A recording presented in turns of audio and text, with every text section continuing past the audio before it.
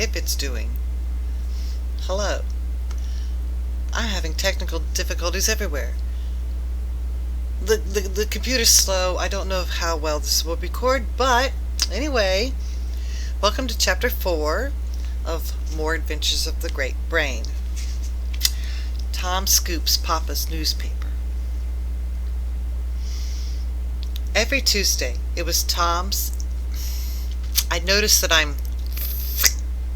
must be because of my teeth. Those beautiful teeth everybody wants you to have in your face to make you look normal. Also make me talk funny. So here we go. Every Tuesday, it was Tom's and my job to deliver the weekly edition of Papa's newspaper.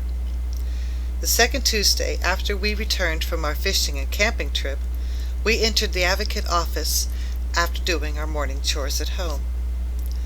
Papa usually wrote his editorial and set the type for it, and for the advertisements during the first 5 days of the week, in addition to any extra printing jobs he had. He also set the type for the news items from under Utah's newspapers which he thought might interest his readers, and national news items received by telegraph, and the mail edition of the New York World. He waited until Saturday to set the type for the local news items that he had collected during the week.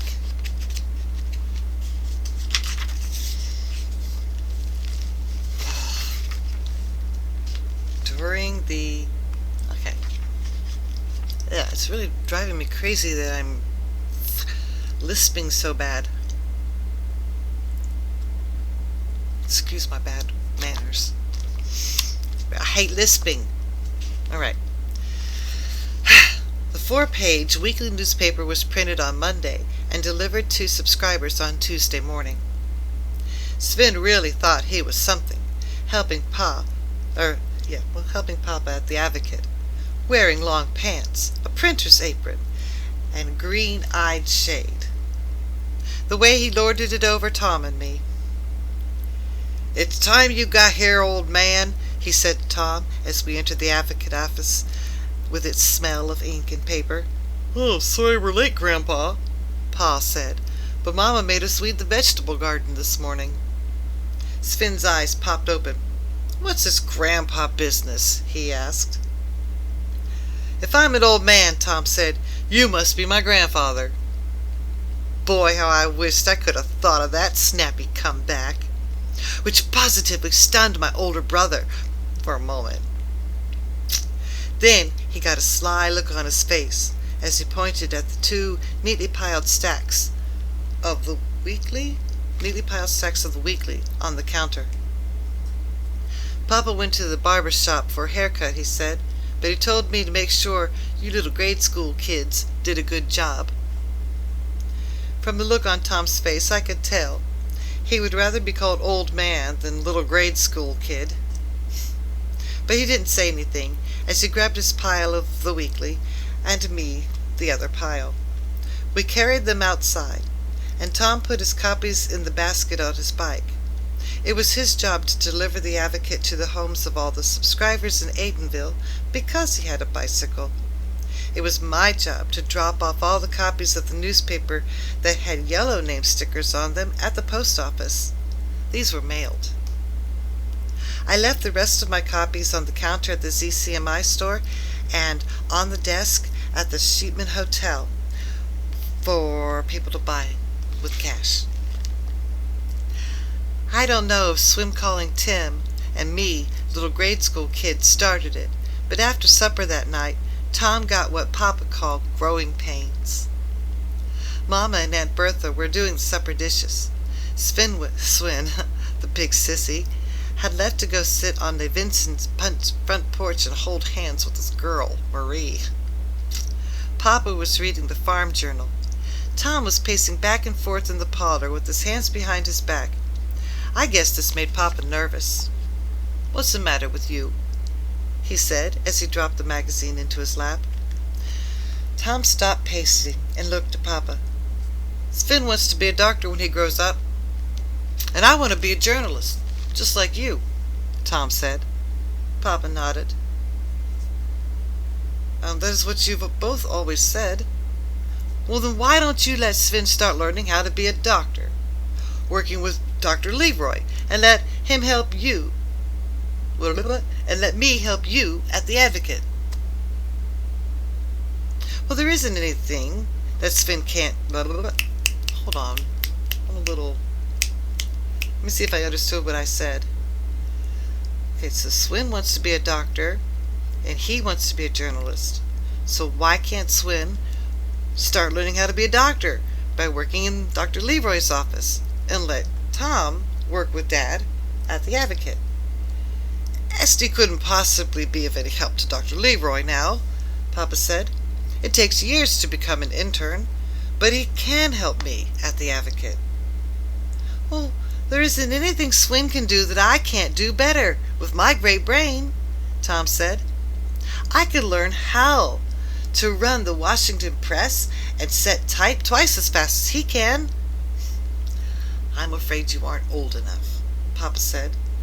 Don't forget that your brother is almost 2 years older than you. I'm not a kid anymore, Tom said, as if Papa had insulted him. I know how you feel, son, Papa said gently. You just have growing pains. But you'll get over them. Tom looked as if he had just lost the ball game. He joined me on the floor, where we played checkers until it was bedtime. I knew he didn't have his mind on the game because I beat him 2 times out of 6. As we got undressed for bed that night, I looked closely at Tom. I couldn't see any difference in him. Do they hurt? I asked. Just what hurts? The growing pains, I said. Tom folded his breeches over the back of his chair.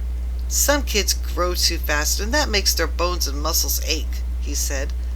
That's why they call them growing pains. But that isn't what Papa meant. He thinks I'm just a kid, and too young to help him at the Advocate. But I'll show him some way that I'm not. You must be sick, I said. You take on any more work and you won't even have time to play. Well, when you get as old as me, J.D., he said, shaking his head, you will understand there are more important things than just playing. Boy, I said, I hope I never get so old I'd rather work than play, especially during summer vacation. Tom's great brain must have been working in his sleep, because he was smiling when we got up the next morning, and I didn't find out the reason for the smiles until we'd finished breakfast, and Papa was having his second cup of coffee. Why have you kept that old Rampage press in that crate in the rear of the Advocate office all these years? Tom asked. Sentimental reasons, I guess, Papa answered. I published my first newspaper in Utah on that press. Silver Lode Advocate. When Silver Lode was a booming mining town. Can I have it? Tom asked eagerly. What in the world would you do with it? Papa asked. J.D. and I can clean out a corner in the barn, Tom said quickly, and we can practice being newspapermen. Papa appeared to be thinking about it for a moment. The press is just lying there, he said, and the type that goes with it is in the crate. I couldn't use the type when I bought the Washington press, which uses a larger type. Mama asked Papa to make up his mind. Let the boys have it, she said. Why not? Sven said. Then the little grade school kids could play at being journalists. Tom glared at my artist brother. I'll make you eat those words someday, he said. No quarreling, Mama said. Papa smiled. All right, T.D., he said. You can have the rummage press. We moved the rummage press into the barn that afternoon. Then, where am I at?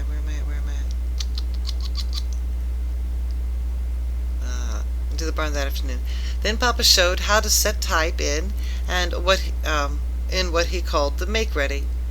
I didn't know why Papa was bothering, because Tom had watched him set the type many times and probably could have done it blindfolded with his great brain. Then Papa oiled the press and put the make-ready in the bed of the press. He put a card on it and turned the wheel of the press. Then he lifted out the calling card and handed it to Tom. I peeked over my brother's shoulder and read, T.D. Fitzgerald. "There you are, T.D.," Papa said. "Now you can learn lettering and be a journalist by printing calling cards for all your friends." The next morning, after Tom and I had done our chores, he told me to get my wagon and follow him. We went to the rear of the ZCMI store, and Tom went and asked Mr. Harmon if we could have his big... Hold on. Tom went inside and asked Mr. Harmon if we could have one of his big wooden packing crates. Mr. Harmon came to the rear loading platform of the store. He told us that we could take any wooden crate except the one an old dog named Butch. Except the one a dog called Old Butch used for a home. Tom and I loaded the wooden box on my wagon. When we got to the barn, he sent me to the tool shed for a hammer. "What are you going to do?" I asked. "Make a desk," he answered. He finished making himself a desk by noon. After lunch, I followed Tom to the barn where he practiced setting type until all the kids came by for us to go swimming. Tom said he just didn't feel like going. It was hot afternoon and just right for swimming, so I went along. Tom didn't go swimming with us for the next 2 days, staying in the barn, working with his press. I figured he got tired of being a journalist because he joined us in swimming and playing until we finished delivering the Weekly Advocate the following Tuesday. Oi, hold on, this one. I'm out of habit of reading.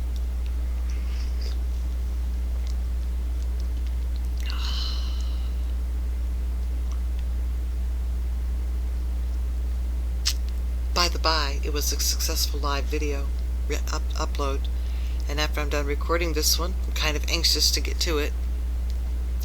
By the time I'm done recording what we're going to do today, I want to go ahead and put the other half of the video, take care of that. Shits and giggles, Bubba. Shits and giggles. Crazy things that grandmas do. Ay, come on. Let's do it. Let's read. Let's finish this thing. "Take my bike," he said as we returned home, "and go tell Basil, Sammy, Danny, Seth, and Jimmy Peterson to meet me in our barn right after lunch." "What's up?" I asked. "You'll find out this afternoon," Tom said mysteriously.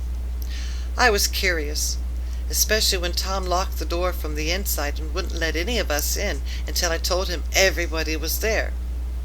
Then he unlocked the door from the inside but told me not to let anybody in until he called to me. "All right, T.D.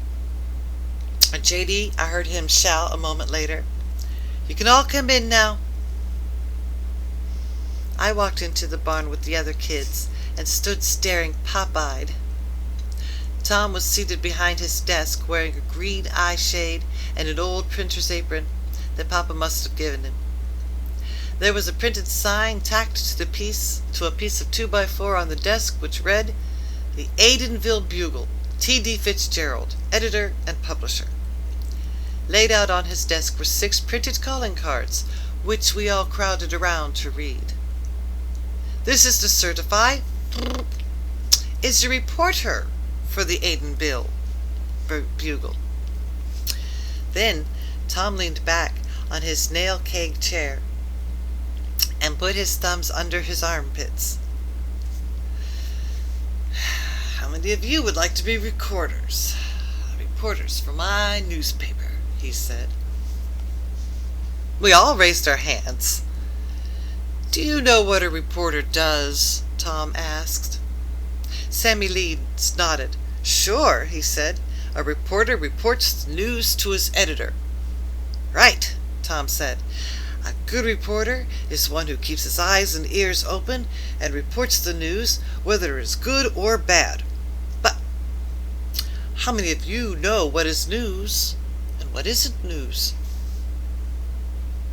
It was a tough question because nobody answered.